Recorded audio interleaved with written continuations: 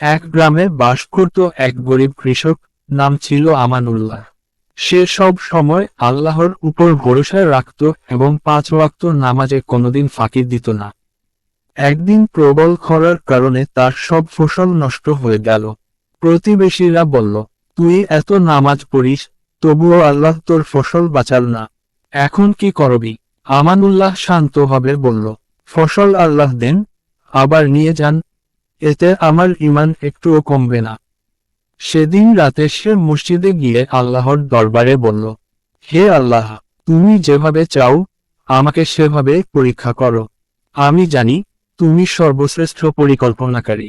কিছুদিন পর হঠাৎ এক ধনী ব্যবসায়ী তার গ্রামে এসে আমানুল্লাহর জমি চাষ করার জন্য অনেক টাকা অগ্রিম দিল। গ্রামবাসীরা বিস্ময়ে বলল, আমরা তো ভেবেছিলাম তুই শেষ, তোর এত ভাগ্য কোথা থেকে এল?